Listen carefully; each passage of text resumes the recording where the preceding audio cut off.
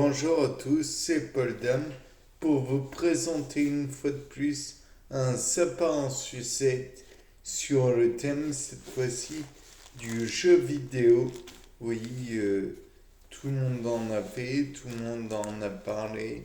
Les jeux vidéo, ça rend soi-disant abruti, sauf que d'après moi, c'est loin d'être le cas, bien que ça puisse engendrer une certaine dépendance.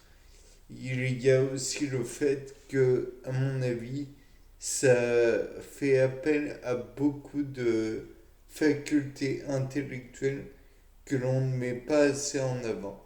À savoir, pour commencer, donc votre attention. Oui, quand on est face à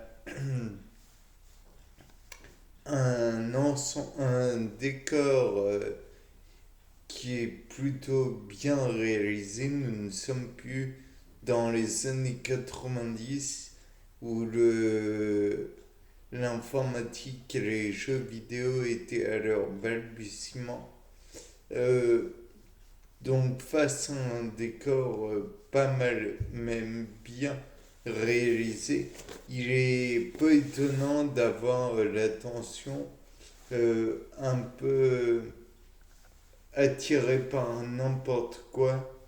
Et si en plus on a de la musique à côté qui pourrait détourner encore une fois l'attention d'un éventuel bruitage caractéristique d'un mouvement ou je ne sais quoi.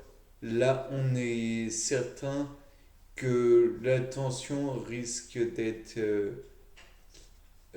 importante, utile et mise à rude épreuve. Naturellement, il y a aussi la conscience entre le bien, le mal. Bon, c'est parfois comment dire, des différences très marquées, trop marquées peut-être, pour permettre aux personnes de se rendre compte du mal ou du bien.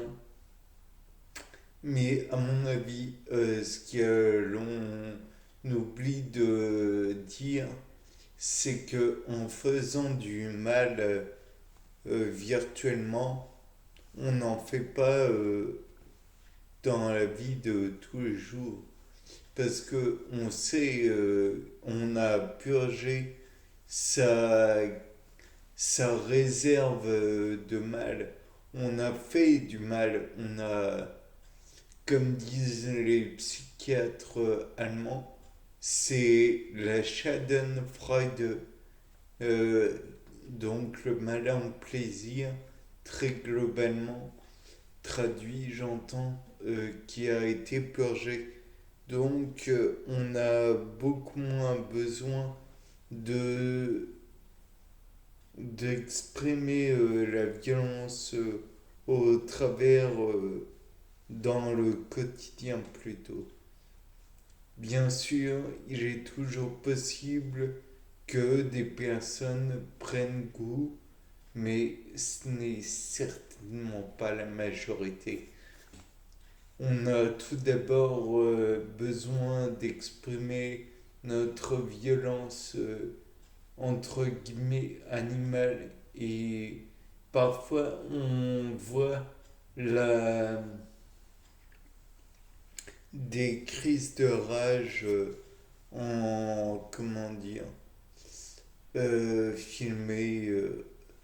Bon, soyons francs, les crises de rage en question, c'est parce que la personne s'est concentrée sur un sujet qui demande toute son attention. Elle a consacré beaucoup de temps, beaucoup d'attention, beaucoup de facultés qui l'ont éprouvé autant intellectuellement que physiquement.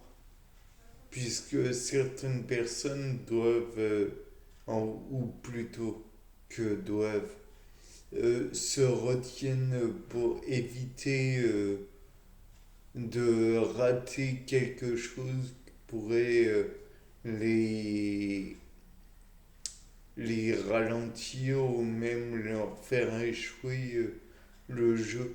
Bien sûr, il y a autre chose à envisager, c'est que la possibilité de réussite est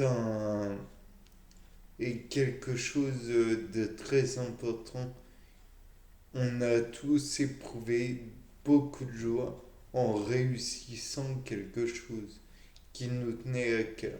Et plus c'est long, plus c'est dur, plus, plus, en fait, plus on se réjouit d'avoir réussi, plus, plus on a de difficultés à résoudre un problème, plus le fait de réussir à la résoudre nous met en joie.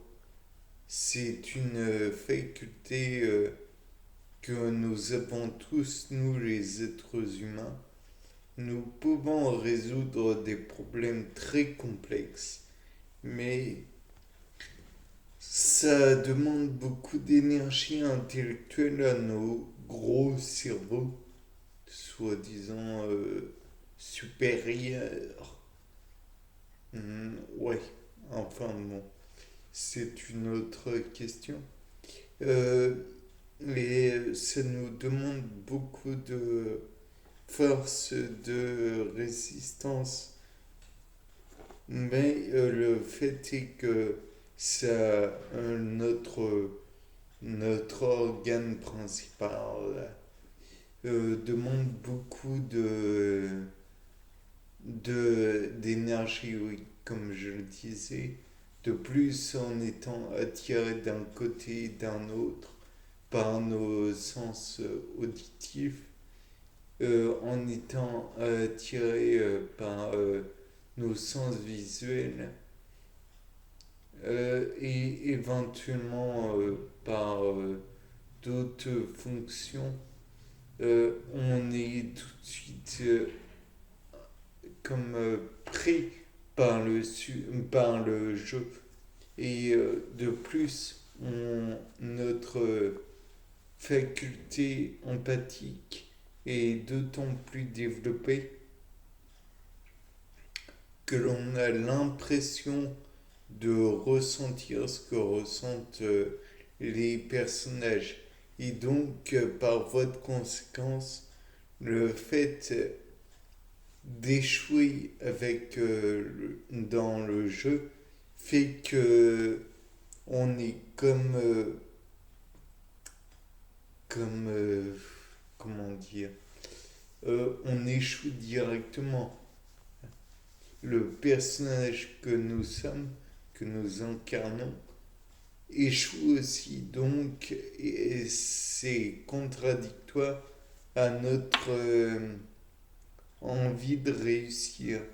Et nous connaissons tous cette sensation d'échec. Or, c'est frustrant.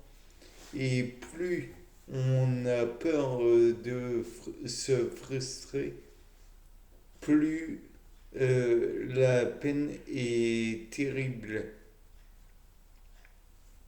Bien sûr, on peut envisager aussi la peur, la tristesse, c'est toutes les émotions primaires en fait qui sont comme comment dire comme utilisées, impactées quand on joue aux jeux vidéo.